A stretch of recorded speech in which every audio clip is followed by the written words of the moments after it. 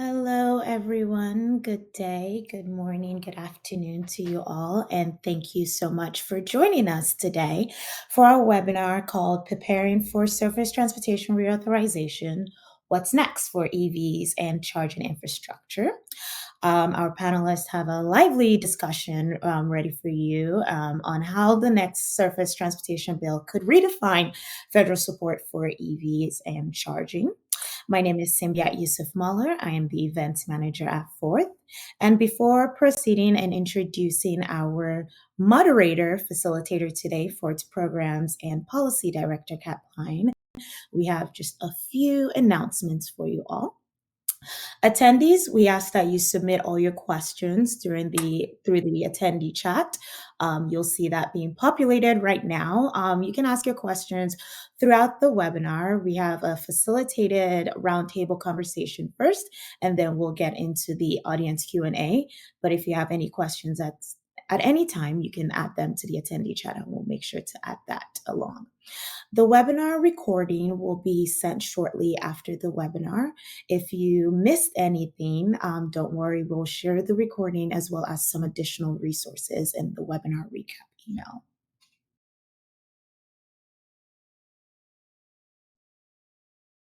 And in case this is your first time tuning into a Fourth webinar or you've never heard of Fourth before, Fourth is on a mission to electrify transportation. We bring people together to create solutions and to create solutions through our programs, our webinars, our events, and our policy advocacy.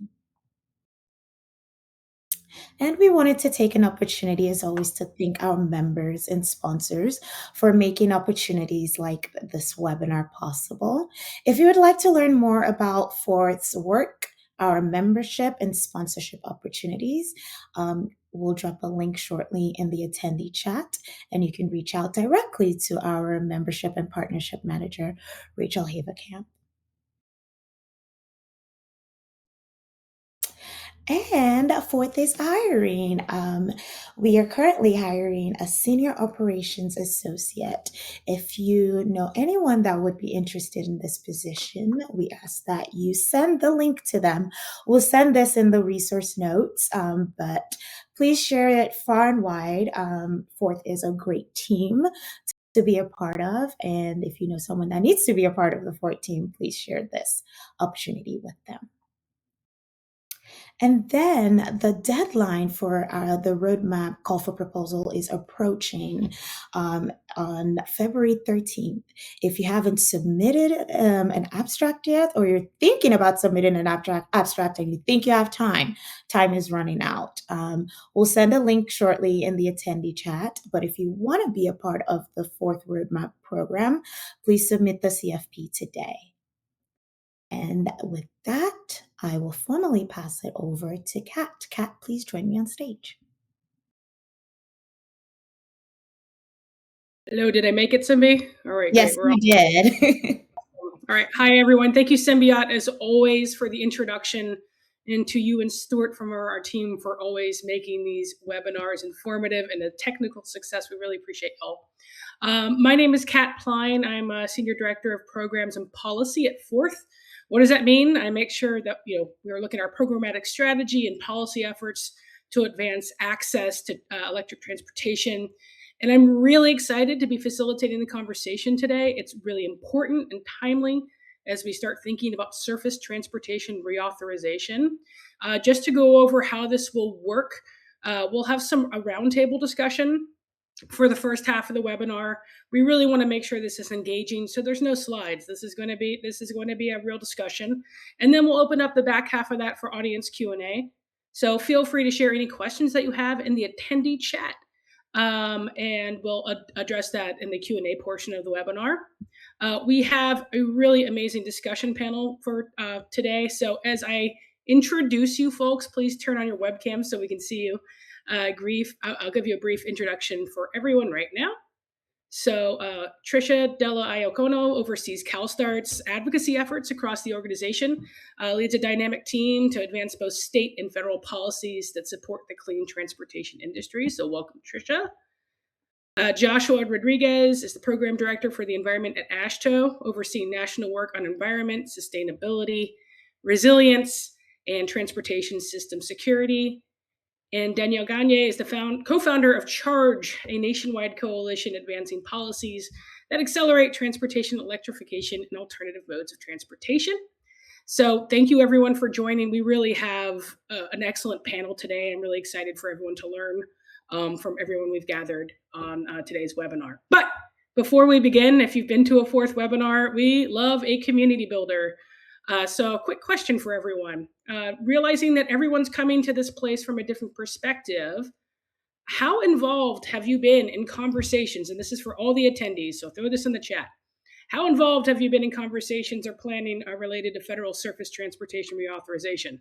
You're very involved, like you've been through this. This is not your first rodeo. You've been through this a bunch. Somewhat involved. Are you aware but not directly involved, or not involved yet? This is great. Give maybe 15 more seconds for people to respond.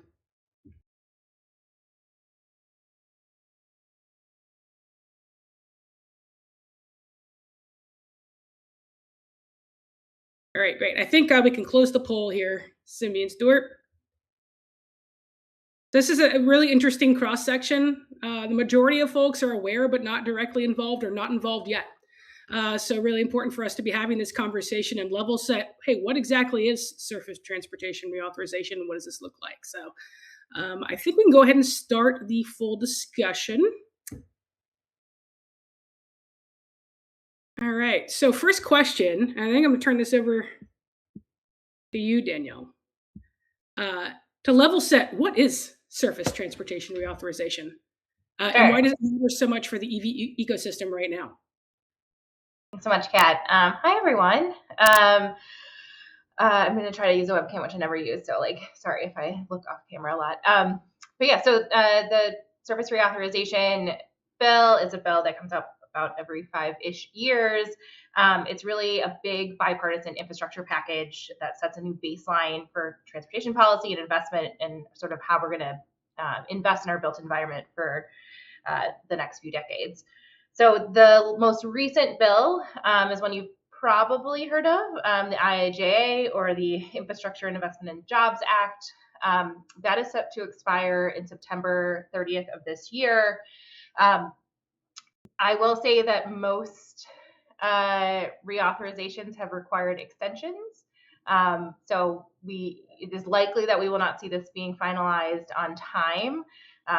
The last 4 reauthorizations have, I think, had a total of 7 extensions on average. So though we're going to talk a lot about the need that even though there's extensions, everything is being written right now. And so your input is really important. So that's sort of the top lines. I think the one thing I'll just flag is that each bill is a little bit different. And so I think one thing is, part of it is because as we sort of go through this process of the surface reauthorization, new priorities come up, how we move in this country changes. And so the investments that we make, Congress sort of adapts to those over time. And so new programs are always being sort of added or removed, and it's kind of a fluid process.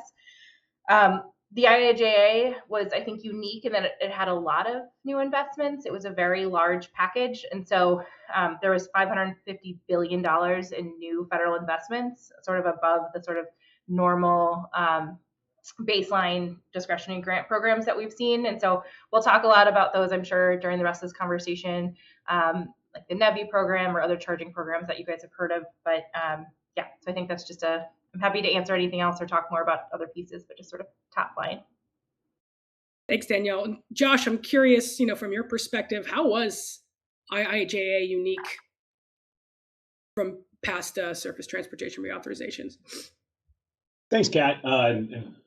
Good morning, good afternoon, everybody. Glad to be on with this group. See a lot of friendly faces there in the attendee list. So if you don't know me, been with AASHTO for a while. This is going to be my first reauthorization bill for transportation. But I can tell you one of the most unique pieces of the IIJA was the advanced appropriations in that bill, given that many if not all, formula has to be reappropriated every year for each fiscal. This was a guaranteed $1 billion every year for NEVI. So it was quite different than a past bills where you would have to basically get everything reappropriated every year, go through the traditional formula program and appropriation for each of those programs.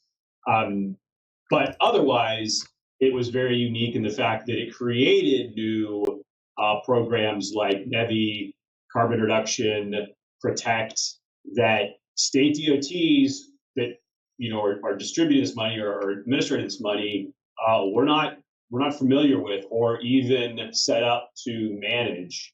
I don't know how many of you knew that state DOTs weren't really in the business of EV charging until 5 years ago. So I think that was one of the most unique pieces of the legislation was the significant additional programs that it created, adding those additional responsibilities and eligibilities for state DOTs through that bill. Thanks, Josh. And Tricia, how about your perspectives on what might have been unique in IIJA? Yeah, thanks, Kat, and thanks to Forth for inviting me to this webinar. And as Josh said, it's exciting to be able to see the attendee list and all the familiar faces. So appreciate everyone joining. I think IIJA, it was a pivotal moment, right? It included all the things that Josh said, but really focused on like a multi-year funding stream through a formula program, through NEVI, really called out the need for charging infrastructure to be provided. And so, in addition, we also had broad bipartisan support. I think there's no secret that NEVI got, the IIJA program was built on bipartisan support, which is what reauthorization needs to do. But it was the one time that we were able to put in words like electrification, charging infrastructure into a reauth bill, and it got broad support. So I think obviously everyone knows the political lens with which we're working on these days is a little bit different. And so we're becoming a little more creative on how we're getting these programs to have continual funding. But as Danielle said at the beginning, it is a bipartisan process. It has to move through a bipartisan regular order. That means that, and we'll probably talk about this a lot today, is that the members of Congress on both sides of the aisles need to hear from us and need to hear what our priorities are, because it does matter. Their voices do count in this. It's not just a reconciliation bill. Yeah, and the only other thing I'd add to that, Kat, is just that I think one unique thing that the IIJA did was really, well, first of all, it created the joint office. And so that really, for the first time, maybe not the first time, but in a big way, had DOTs and energy offices really talking to each other in states and thinking about planning in a way that was about systems. And I think that was a really helpful process of sort of thinking about our transportation system, not just in silos, but in sort of thinking about how we're moving forward these transportation systems and having those agencies really collaborate in a way that they, in many states, were not doing before. Yeah, thanks for that. Thanks for the shout out to the joint office. A lot of great work happened through that office. So this is a huge bill. Several committees on both the House and the Senate side. How, just for folks who are newer to this, again, just going back, we've got about 60% of folks who are either kind of aware what's going on or not really engaged at all. How is this historically funded? And Danielle, I might send that over to you first. How do we fund surface transportation? This is only my second reauthorization, or my third, I guess. So well, enough. It's 3. But yeah, so historically the surface reauthorization has been funded by the Highway Trust Fund. This is filled with sort of receipts from the gas tax, which hasn't been raised since 1993, I think it is. It's about 18 cents a gallon right now. Hasn't been adjusted for inflation, which is crazy. So in 2008 was the first time we saw an insolvency and a need for direct transfer of funds from the IRS. This has continued since then. The Congressional Budget Office has said that, I'm just going to pull up the exact number, I think it's $330 billion over the next 10 years in order to keep it solvent. So we have a large deficit sort of happening right now. I will say that that Congress has like since 2008, as I mentioned, has been doing these direct transfers, and they've included 275 billion in general fund transfers since that time. So this is a pretty sort of normal process in how the service reauthorization bills have been funded, just because of the sort of lack of money going into the Highway Trust Fund. Thanks for that context. I think it's important to level set. Josh or Trish, anything to add there? No, well said. Great. All right. So I want to shift quickly to organizational priorities. Everyone's representing a different entity. I'm really curious about what your priorities are as we look towards reauthorization. And Tricia, I'll start with you and CalSTART. Yeah, no, thanks, Kat. I mean, I think collectively here, I could say we all probably are going to be looking for a lot more than what we are able to get through in SCR, right? I think in an ideal world, we'd be looking for more funding for clean ports, electric school buses, additional freight investments, as well as multimodal solutions. I think, don't want to forget about the importance of, innovative mobility solutions. However, based on current political nature and where the conversations are headed, CalSTART has 3 top priority items that I think are critical to continue funding and to continue moving the market forward. Our top priority is dedicated federal funding for EV charging, like I said, including specific funding for heavy duty charging. We want to make sure that we're not just looking at eligibility alone, that these are dedicated funding programs. The second one, I would say, is continued investment in the low-no emission bus program. This is really about meeting the needs of the transit agencies and the manufacturers today, and really not about redesigning programs for hypothetical future use. And then third, we're very concerned about the proposals for punitive EV fees. I think what we need to look at is, a fair approach that doesn't just only penalize EV owners, but has everyone paying their fair share. And this kind of gets to the framing that Daniel teed up around how do we pay for the surface transportation reauthorization.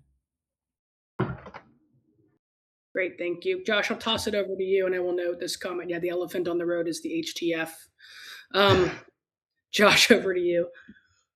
Yeah, thanks, Kat. And I'm going to jump right in from what Tricia finished with on everybody paying their fair share, and avoiding the punitive fees on EVs. Now, obviously, AASHTO has top priorities as an organization, but embedded in that there is a lot of nuance to that helps support EV infrastructure. It avoids any punitive attack on EV adoption or infrastructure deployment. And like I said, one of those is paying your fair share across all vehicles and not targeting EVs as any specific class of vehicle. It's not. Another one is improving, if not revising Build America, Buy America requirements. Those requirements are impacting construction wide, not just in this EV sector with charging equipment. So that's something that AASHTO as a whole is focused on. Additionally, and more of a larger principle is continuing to advocate for programs like NEVI. However, we're looking at a more consolidated approach to that with Protect and carbon reduction and NEVI, given that there were significant challenges in deploying all 3 of those new programs by state DOTs, and none of them had any related recognition to each other. So NEVI had separate requirements for plan submittals that carbon reduction had. Protect was voluntary, but were provided a reduction in non-federal share. So there was a lot of inconsistency across these new programs, and we believe that consolidating those would incentivize state DOTs to spend in that space, but reduce that challenge for deployment and getting that money on the street.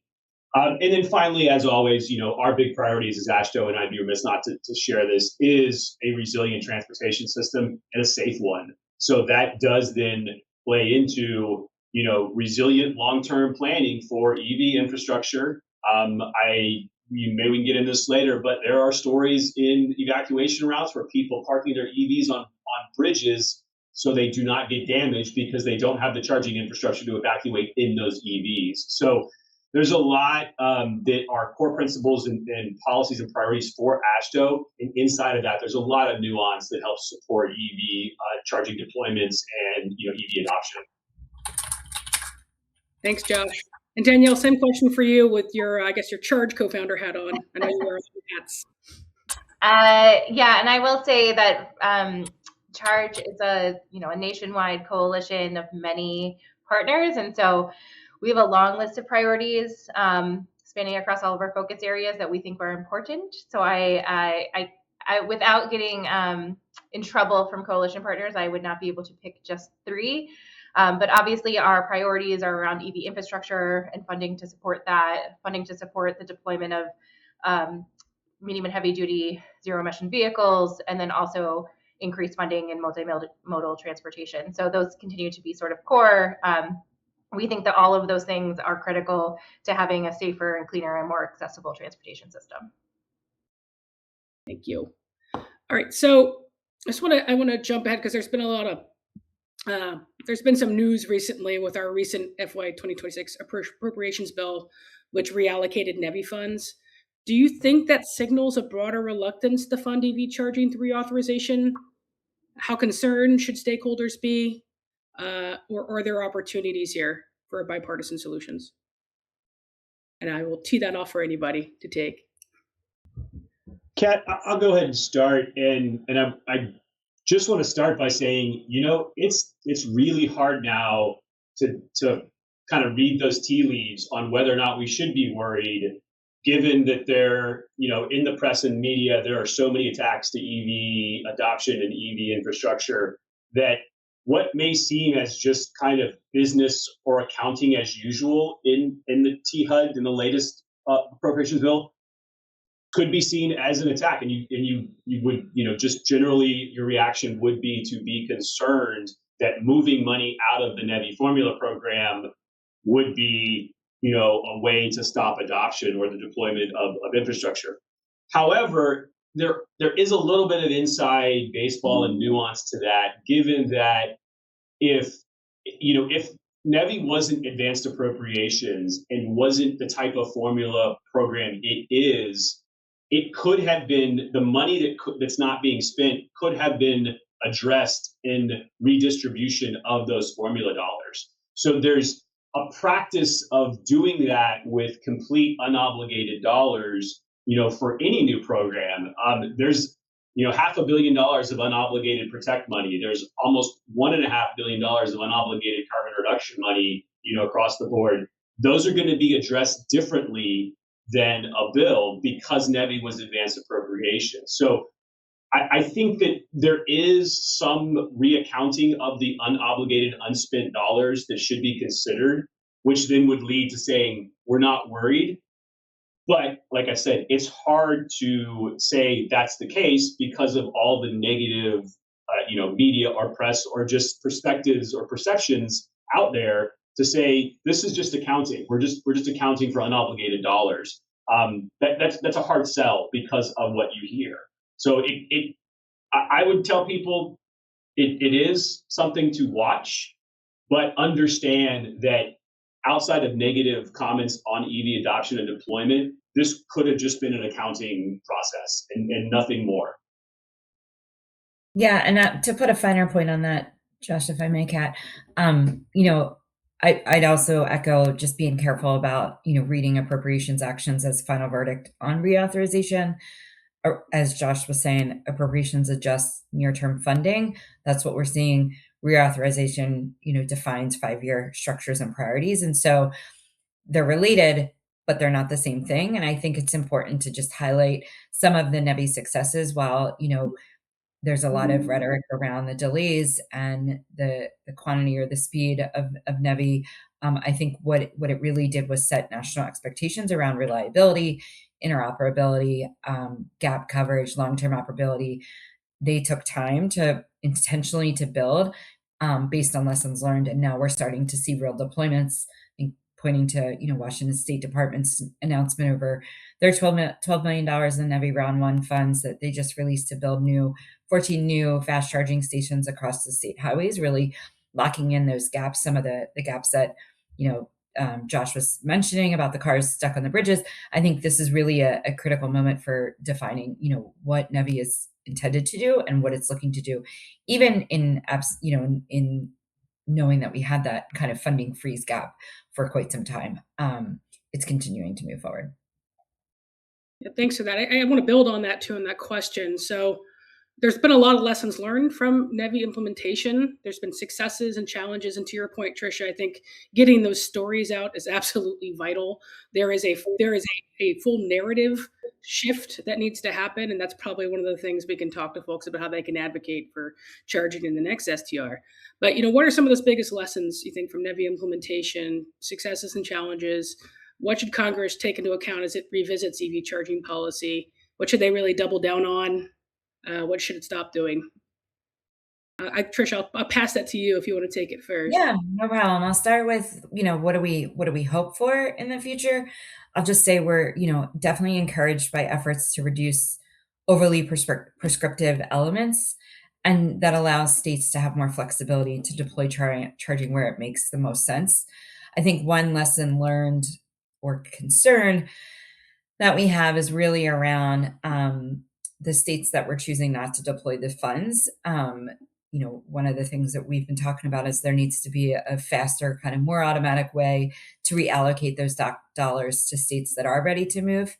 And then I'd also like to see, obviously, a stronger emphasis on heavy duty charging, where the infrastructure needs and costs are fundamentally different than the light duty charging counterparts.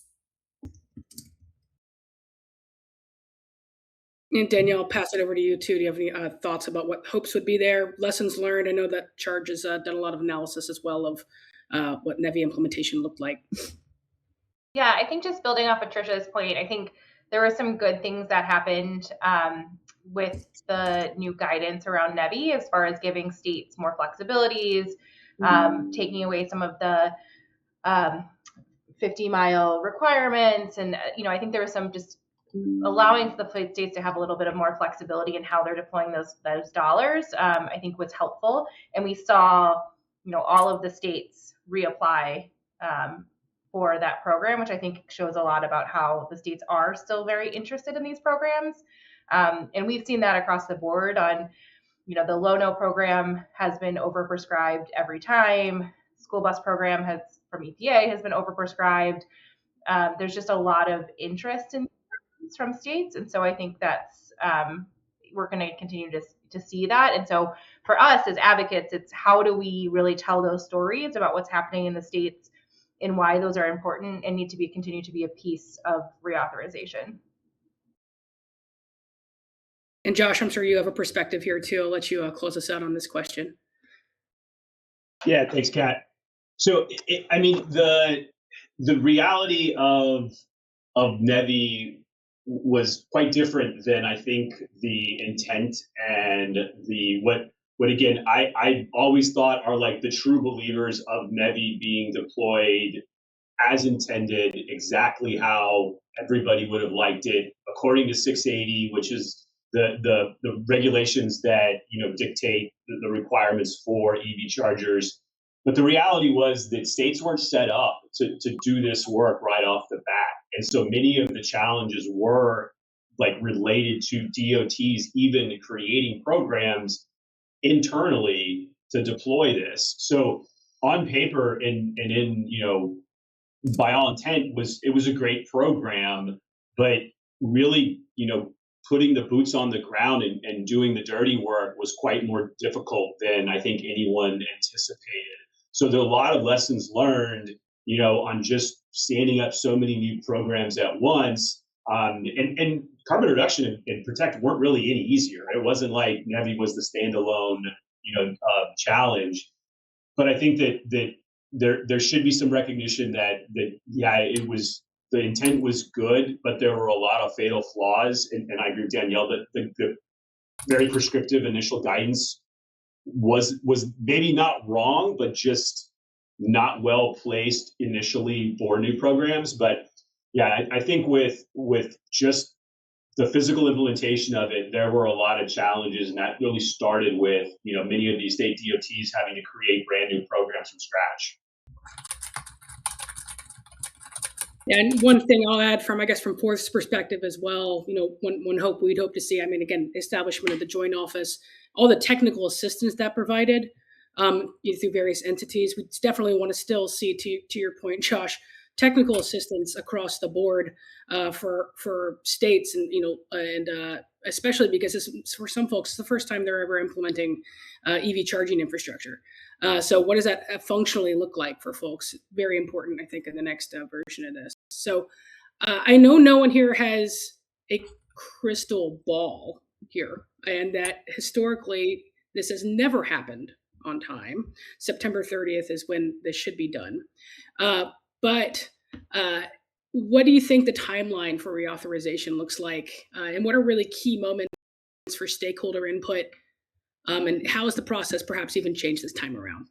So I'll start with: does anyone have a crystal ball? What do you think?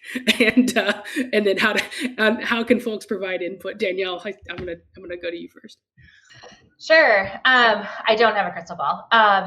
However, I will say that one of the key committees for service reauthorization in the House is T&I, the Transportation and Infrastructure Committee. The chair of that committee is Representative Graves, who should have actually termed out of being able to be the chair of that committee. He got a waiver in order to stay. He is there and committed to passing this bill, and he will be out of that job as committee chair at the end of this year. So he is very committed to trying to get a bill done at least this calendar year. That doesn't mean it will happen, but having the power of that gavel, I think there is a big pressure to try to get it done this year. So we'll see.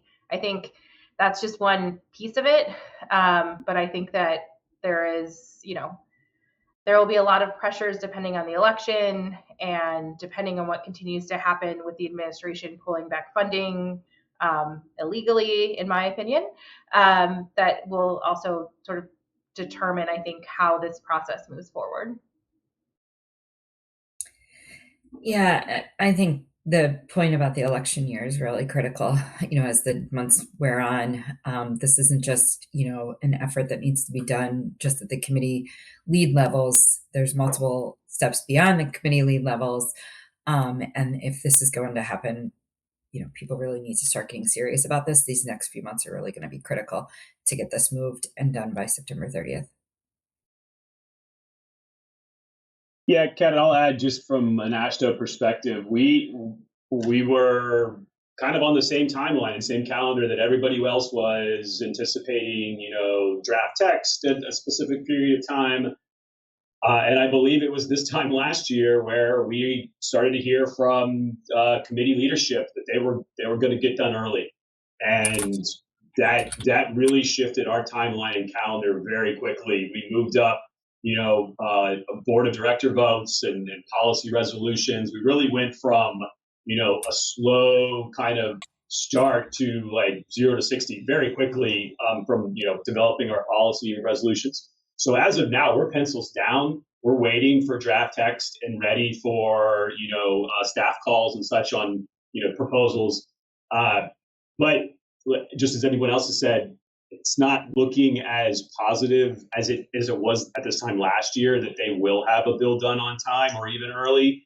And that's got a lot of implications. But if you learned anything, I think in this world, whether it's the EV space or anything in advocacy or politics, is that like you can't really anticipate the future, not even tomorrow really. So I'd expect that there will be some push and rush to get draft text and a bill before the deadline, because as Danielle said, Chairman Graves is really laser focused on this, and I know his staff is as well. So for not a lack of effort at trying, they may, this may get pushed, but I think that they're going to do everything up to the wire to get this done, given everything that they've said in being done early or on time. But again, it's not looking, so great. One additional piece I'll just add, Kat, really quickly is that even though this might not get done on time, or maybe it'll be done by the end of the year, once text is marked up in committee and comes out of committee and is started to be put together into a package, even if it slips, like the text isn't going to change a ton. Like there might be pieces around the margin, there might be additional funding that's added in for a program depending on the election results, but all things considered, like it's going to look pretty similar.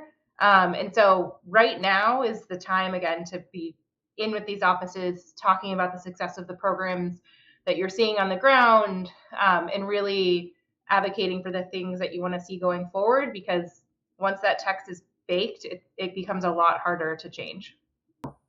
Great point. So I think it's a great segue to another question. What does effective advocacy look like right now? So across the board, what can states be doing, utilities, advocacy groups be doing right now to support a strong outcome?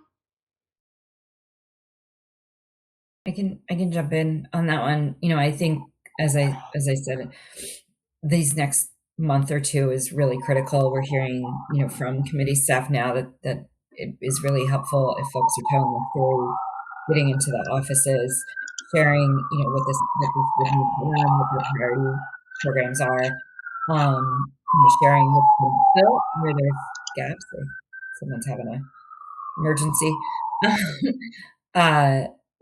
where there's gaps, and how these investments are kind of saving families money, driving domestic manufacturing, as well as supporting innovation and jobs. I think, as I said before, as we head into an election year, there's going to be a lot of defense being played right now.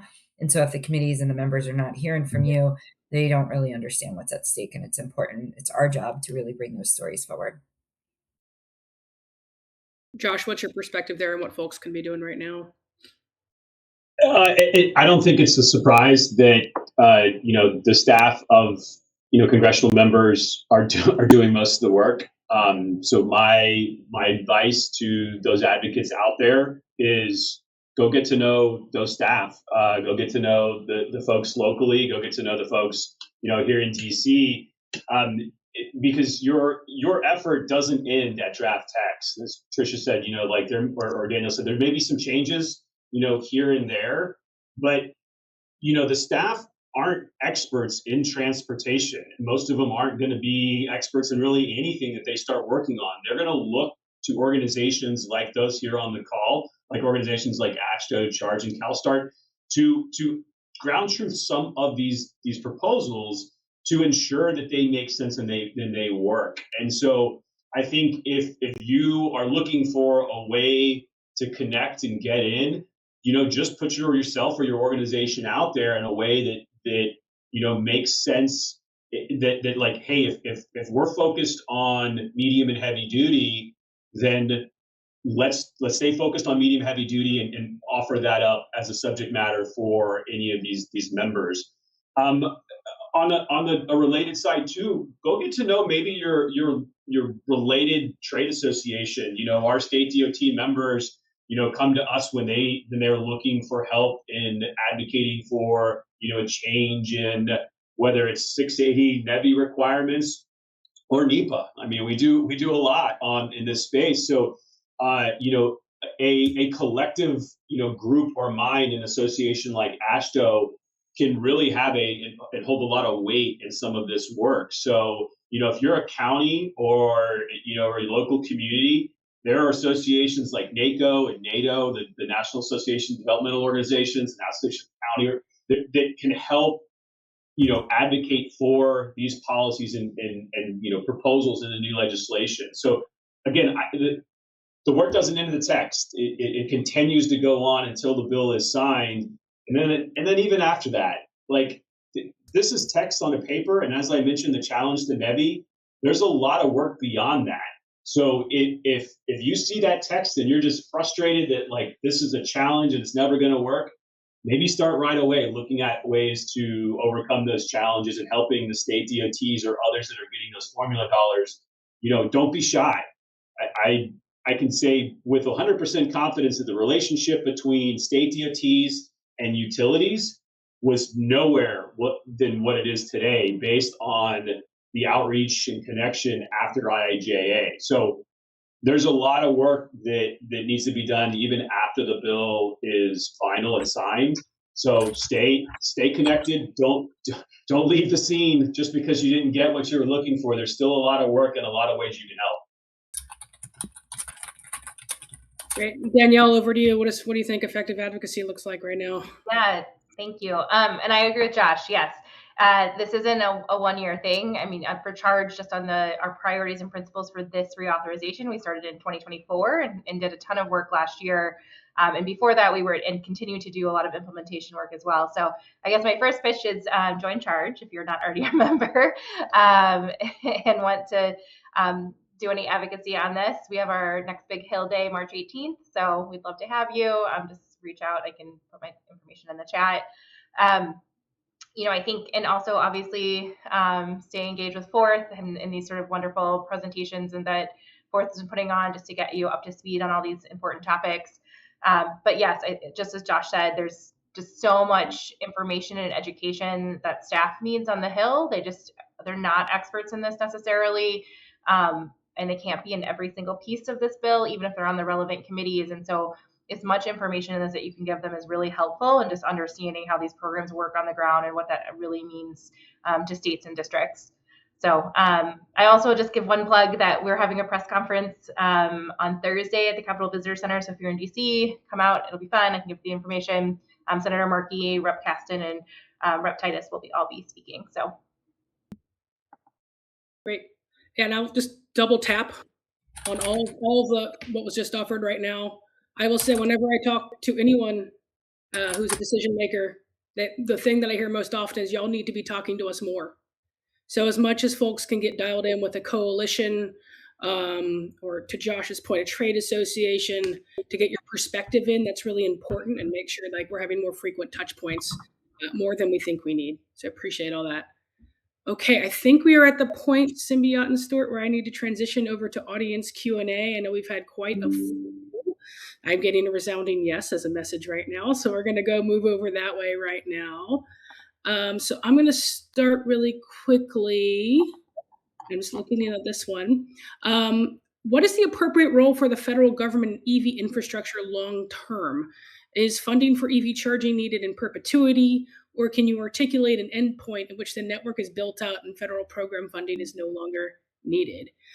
So Tricia, I'm going to pass that one to you first. I'm sure other folks have perspectives on that as well. Yeah, I mean, I think we all know the federal government has a role to play. They have not, backed out of gas subsidies or natural gas subsidies. And so not saying that, we're expecting charging subsidies to be moving decades down the line. But I do think, the federal government has a role to play, whether it's through, a convener of industry and government to figure out, okay, how do we improve these programs? How do we improve the processes? How do we ensure that, we're thinking about rural routes, disadvantaged communities, high cost freight locations? These are all places that the government has a lot of data and a lot of input, and that can really be a partner, like we saw under the last administration, with industry and helping to figure out what are the needs and how do we move that forward, and what is the government's role in that space. I think looking at decarbonization maps that the Biden administration put out on the infrastructure maps, they were a huge partner to the industry, to us, and showing us, where are the gaps and where do we need to be focusing deployment. I think it's not just to industry, but to advocates who are doing this work, to everyone, all stakeholders. The government really plays a role. And I wouldn't frame it as like, at what point do they wean out of this? I think they'll always have a role. It'll just be, matching what that role is based on what the market needs and what consumers need.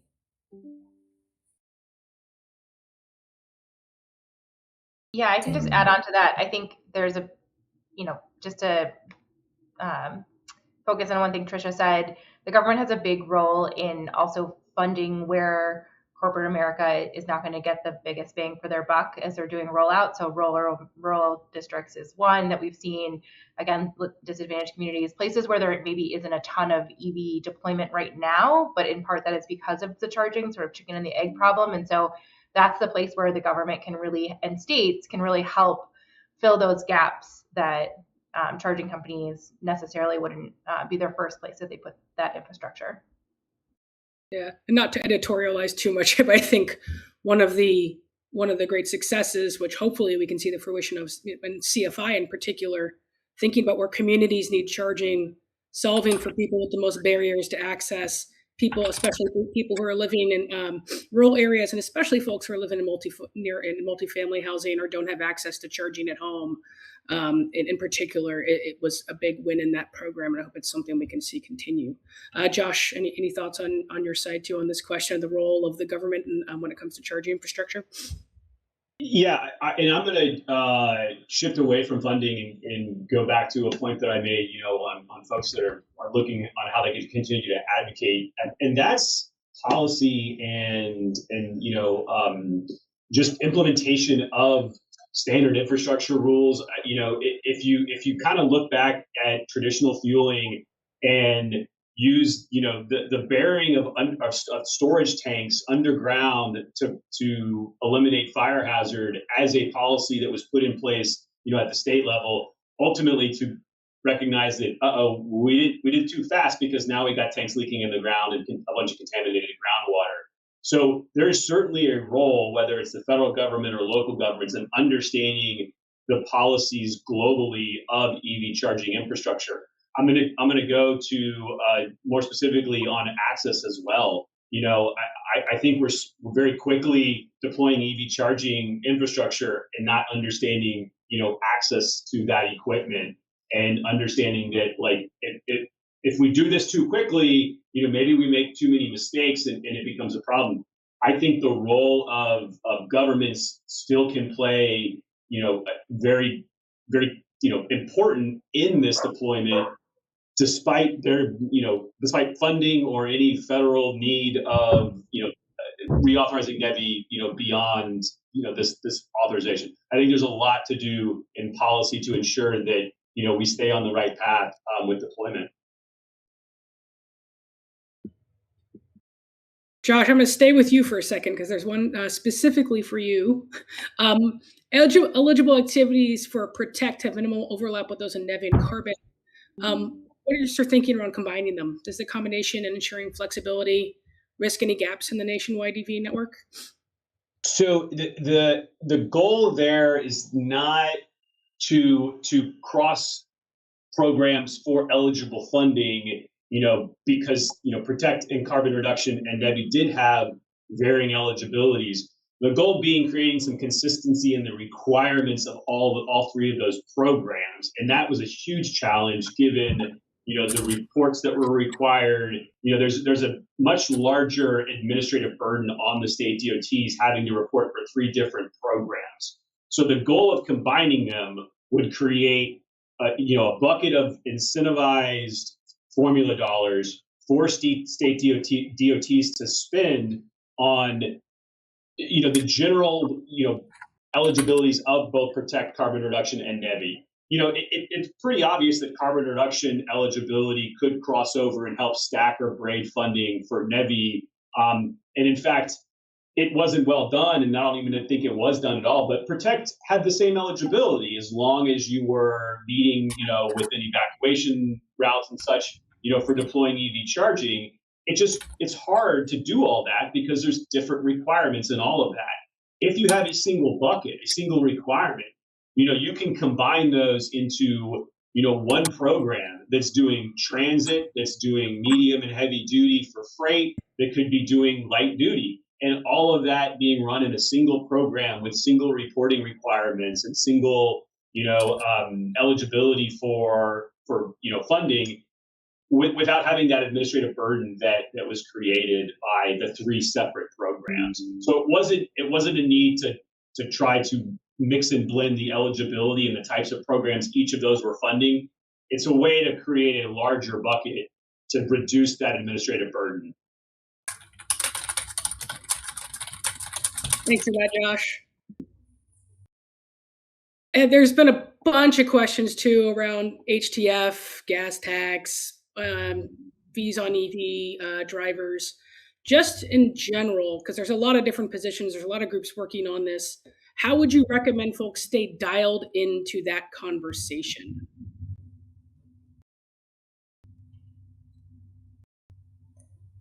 Didn't you want to take that as a charge representative, or? I can.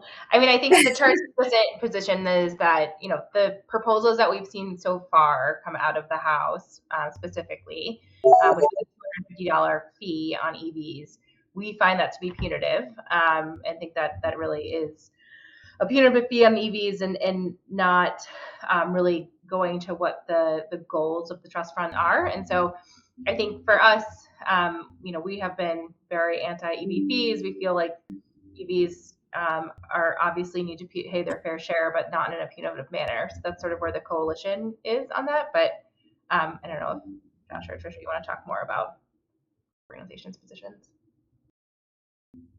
Yeah, I mean, I would, if you want to stay part of the conversation, you want to stay, current.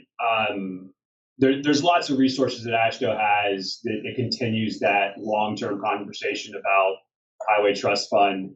I would, I hate to just say like, come to our website, because I can't tell you exactly what link to always follow, because there's always just going to be some conversation.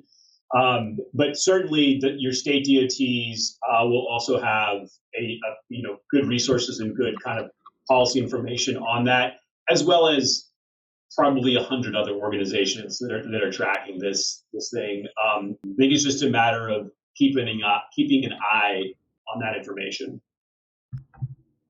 I think I'll just add to the conversation here. The highway trust fund issues exist because all drivers are paying less than what's needed under the current user fee model.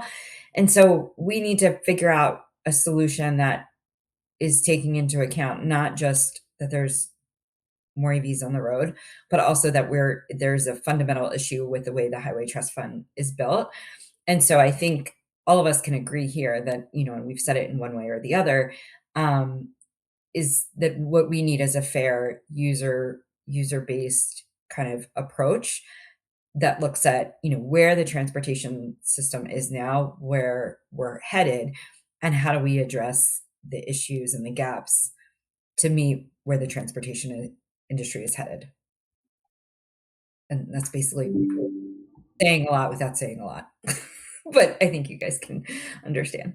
Yeah, I think for the folks that are new to the conversation, I will say Transportation for America has an amazing resource. It's called Transportation Reauthorization 101, and does speak to we have not addressed the gas tax issue since 1993. So how do we look at a way of solving this issue that is equitable for everyone who is using the highway system? So definitely would use that as a resource if you're new to the conversation.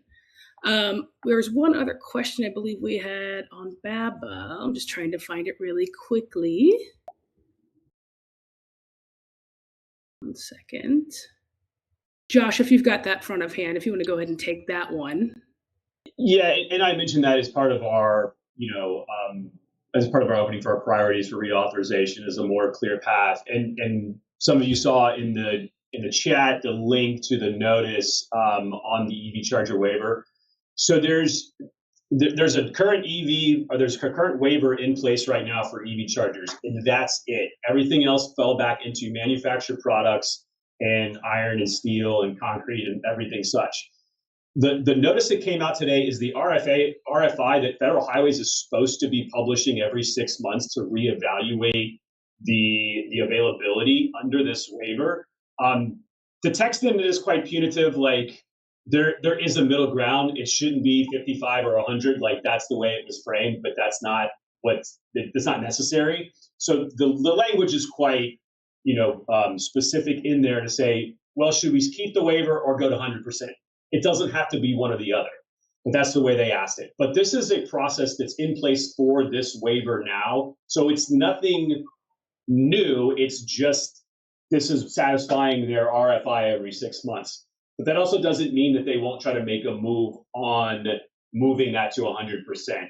Manufactured products are already a problem meeting the BABA requirements, and there have been very few waivers. I think I recently saw one published for the Port of LA, and that's the sole one I've seen published for a potential specific waiver since the lapse of the general waiver. So this is a much greater problem and a much greater concern beyond just the EV infrastructure question. So keep an eye on that too, on how that's applied. But I wouldn't take too much away from the notice that came out for the request for information most recently. Thanks, Josh. All right, we're at the end, and I again want to thank all three of you for being here today with us. Just a wealth of information and experience, and definitely would recommend looking at Charge resources, AASHTO resources, CalSTART resources, especially on reauthorization. So just one question to end us. What's one high-level takeaway? If you had to say anything to the folks who are tuning in today, what should they know or do as we look towards surface transportation reauthorization? Call your member of Congress now. It's not too late, but things are happening now, and we want to make sure that all of your advocacy is getting heard and your expertise is getting into these offices, and also join Charge, of course. Josh, how about you? Don't be afraid of your state DOT. They are certainly friendly. I can tell you with 100% confidence. If you don't know your state DOT, you're welcome to reach out to AASHTO, and we will help connect you with the right person. But they can help you beyond the language in the bill and the text. Be part of the conversation and continue advocating for deployment. And Tricia, bring us home. Bring us home. This is exhausting, right? We're all in a space of federal uncertainty. One thing we know is reauthorization is moving forward. And we've set a precedent to have transportation electrification as part of that. Bringing it back to Danielle, call your member of Congress, tell your story. If you are an industry that is deploying EVs, that is deploying infrastructure, get into the offices, reach out to CalSTART. I can help you.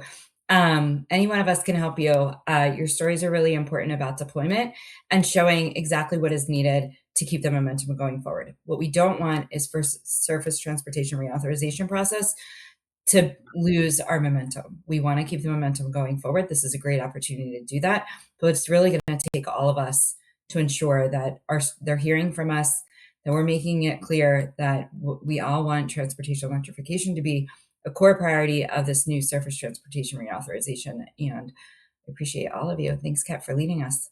Of course, yeah. And one last thing to close, I'd say stay tuned for fourth webinars, more information on this topic. I'm sure we'll have another one once this bill text is getting a little closer. I'd also say if you're a member of fourth, please stay dialed in. Happy to connect you in with resources and sign up for our newsletter. But again, I just want to thank Danielle, Josh, and Tricia. Thank you so much for spending some time with us today on this really important topic. And Simbi, I think it's back over to you. Yeah, thank you all so much for joining us today as we kick off the 2026 webinar season. We all have our action items on things to do following this.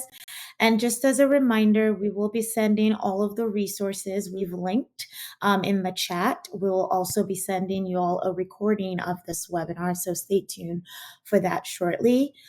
Can't say how much I am thankful for Kat for leading the conversation today and facilitating the group. Josh, Danielle, Tricia, thank you so much for joining us today. And we do hope you can join us next month for our Building Better EV programs, the ins and outs of technical assistance. That webinar will be happening on Tuesday, March 10th. We hope you can join us then. And with that, we will sign off. Have a great rest of your day. Have a great rest of your week. Thank you for joining us for this hour.